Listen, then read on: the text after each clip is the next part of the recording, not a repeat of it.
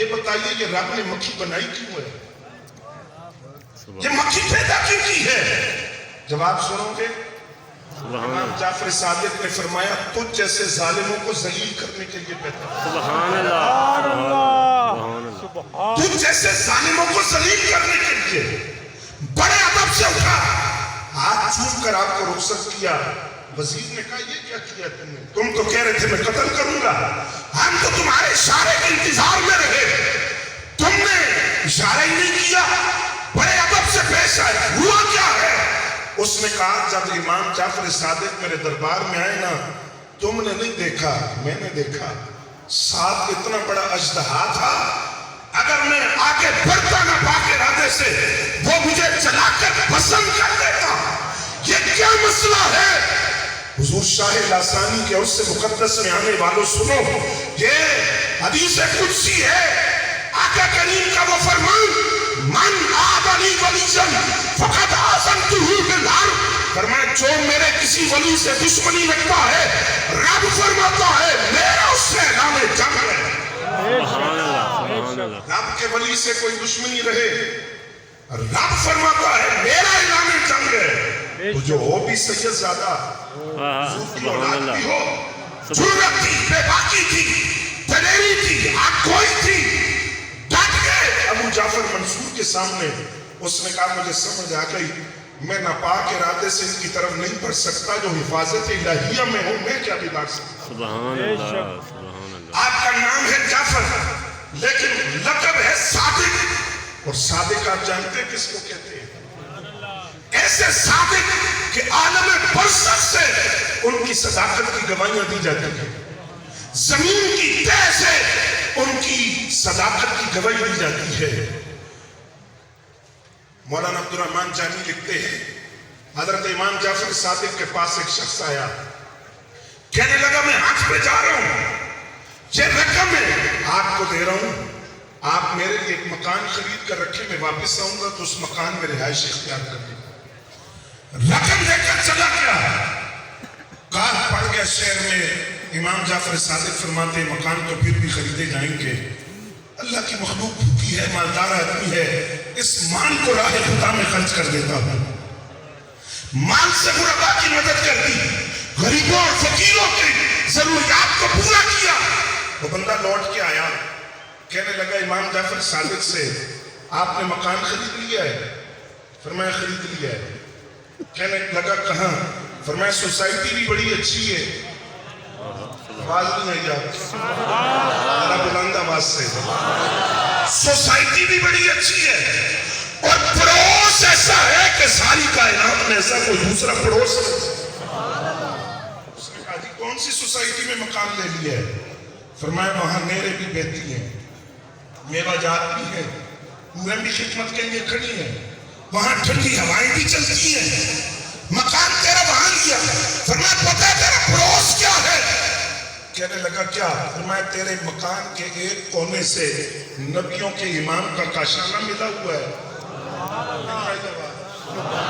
تیرے مکان کے کونے سے نبیوں کے امام کے کاشانہ ملا ہوا ہے، اور دوسرے کونے سے ولیوں کے امام مولا علی کے مکان کا کونا ملا ہوا ہے، تیسرے کونے سے راکب پوش مصطفیٰ حضرت امام حسن مصطفیٰ رضی اللہ تعالیٰ عنہ کے مکان کا کونا ملا ہوا ہے، اور چوتھے کونے سے حضرت امام علی مقام امام حسین رضی اللہ تعالیٰ عنہ کے مکان کا کونا ملا ہوا ہے۔ بندہ کہنے لگا امام جعفر صادق سے کوئی رجسٹری بھی ہوتی ہے مکان کی، کوئی بے نامہ آپ نے خریدا ہے تو کوئی بے نامہ بھی تو ہوگا نا، کوئی اس کی رجسٹری کوئی دستاویز آپ نے لکھا۔ میں امام جعفر صادق اس بات کی گارنٹی دیتا ہوں کہ اس بندے نے جنت میں مکان خریدا ہے، اس کے پڑوس کی یہ کیفیت ہے۔ گھر لے کر بیوی کو کہنے لگا جب میں مر جاؤں گا تو میرے کفن میں رکھ دینا۔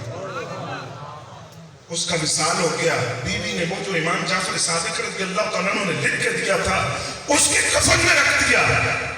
اب قبر کے اندر تدفین ہو گئی، حضرت شاہ لاسانی کے اس میں آنے والا سنو، ہم نے جن کا دامن تھاما ہے ان کا مقام سنو۔ اگلا دن آیا، اس کی قبر کے اوپر ایک تحریر پڑی ہوئی تھی. گھر والوں نے اٹھائی تو اس میں لکھا تھا میں فلان بن فلان قبر سے اس بات کی خبر دے رہا ہوں امام جعفر صادق نے جو مکان میرے لیے خریدا تھا وہ خدا نے مجھے عطا کر دیا.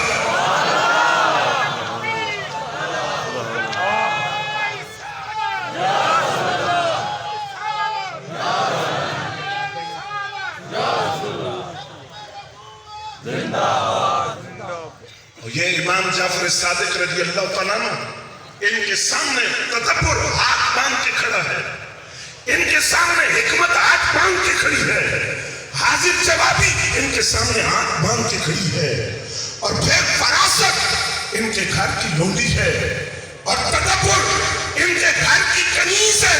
اور کیوں نہ ہو مدینہ العلم کی بھی اولاد ہے, باب مدینہ العلم کی بھی اولاد ہے, حکمہ کی بھی اولاد ہے, باب الحکمہ کی بھی اولاد ہے. کئی مناظرے کیے ہیں دہریوں کے ساتھ, بدعقیدہ لوگوں کے ساتھ امام جعفر صادق نے. 4000 تک شاگردوں کی تعداد پہنچتی ہے. کہاں تک؟ 4000 تک شاگردوں کی تعداد ہے. امام جعفر صادق کی کئی مناظرے کیے اور ان کو لاجواب کیا. ان میں سے مناظرے کا حال عرض کرنے لگا ہوں, اگر آپ توجہ سے سنیں. ایک داہریہ جو منکر خدا تھا, اللہ کی ذات کا منکر تھا, آپ کے پاس آیا اور کہنے لگا آپ کو مجھے ایسی دلیل دیں کہ میں اللہ کی ذات کو مان جاؤں, مجھے دوسری کسی دلیل کی ضرورت نہ رہے. کہ سننا علی پرسجدہ شریف میں محبت کرنا لے. آپ نے دائیں بائیں دیکھا, فرمایا کیا دلیل تو؟ ایک بچہ کھڑا تھا, اس کے ہاتھ میں انڈا پکڑا ہوا تھا. فرمایا پتر ادھر آنا ذرا, یہ انڈا مجھے دے. انڈا ہاتھ سے پکڑ کر اس داہریے سے منکر خدا سے کہا, فرمایا یہ کلا ہے, بند ہے. اس نے کہا ایسے ہی ہے. فرمایا یہ ایک سخت دے ہے اس کے اوپر, ایسے ہی ہے. اندر ایک باریک دے ہے, کہا ایسے ہی ہے. فرمایا اندر پہ زردی ہے, ایسے ہی ہے. سفیدی ہے, ایسے ہی ہے. فرمایا زردی سخت چیز ہے, اس نے کہا نہیں. سفیدی ٹھوس چیز ہے, کہا نہیں. کیا ہے؟ کہا دونوں مایا ہے, بہنے والی چیز ہے. سننا ذرا. فرمایا زردی بھی بہنے والی ہے, سفیدی بھی بہنے والی. کیا وجہ ہے کہ زردی سفیدی میں نہیں ملتی اور سفیدی زردی میں؟ سبحان اللہ, سبحان اللہ. کیا وجہ ہے؟ زردی سفیدی میں نہیں مل رہی, سفیدی زردی میں نہیں ملتی ہے. مایا چیزیں ہیں, دونوں بہنے والی چیزیں ہیں. کیا وجہ ہے؟ کوئی چیز باہر سے اندر نہیں جا رہی, اندر سے کوئی چیز باہر نہیں جا رہی, بند ہے. پھر فرمایا یہی انڈا ہے, اس سے چوزے نکلتے ہیں. سبحان اللہ, کسی کا رنگ اور ہے, سبحان اللہ. کسی کا اور ہے, کوئی مذکر ہے, کوئی مؤنث ہے. یہ ساری بات کر کے آپ نے فرمایا 10 ہے, آپ پہ ہی ہو رہے ہیں کہ کوئی کر رہے ہیں. سبحان اللہ. فرمایا میں سورج کی بات نہیں کر رہا, چاند کی نہیں, نظام عالم کی نہیں, نظام کائنات کی نہیں, تکوینی نظام کی بات نہیں کر رہا. میں نے تو ایک چھوٹا سا انڈا تیرے سامنے رکھا ہے, بتا یہ جو کچھ اس کے ساتھ ہو رہا ہے کوئی کر رہا ہے یا خود ہی ہو رہا ہے؟ سبحان. گردن اٹھائی تو کہنے لگا میں گواہی دیتا ہوں اللہ کے سوا کوئی معبود نہیں. دوسری گواہی یہ دیتا ہوں محمد صلی اللہ علیہ وسلم اللہ کے رسول ہے. تیسری گواہی دیتا ہوں کہ آپ رسول اللہ کی اولاد ہے. یہ پاک نبی کے خون کی تاثیر ہے جو زبان امام جعفر صادق سے بول رہی ہے. اتنی تاثیر ہے, اتنا اثر ہے اس میں کہ مجھے لمبی چوڑی دلیل نہیں دی, ایک دلیل سے سمجھا دیا. ایک انڈا ہے, اس کے اندر جو نظام چل رہا ہے وہ رب کائنات چلا رہا ہے. تو اتنی بڑی کائنات خود بخود نہیں چل رہی, رب اس کا نظام چل رہا ہے. آپ مستجاب الدعوات تھے, رب نے آپ کو شان دی تھی, جو بات آپ کی زبان سے نکل جاتی وہ پوری ہو جاتی. جو بات منہ سے نکل جاتی پوری ہو جاتی. مستجاب الدعوات تھے. وہ جو آقا کریم کی شان ہے نا, اجابت کا صحرا عنایت کا جھوڑا دلہن بن کے نکلی دعائے محمد. اجابت نے جھک کر گلے سے لگایا بڑی ناز سے جب دعائے محمد صلی اللہ علیہ وسلم وہ عکس جمیل ہے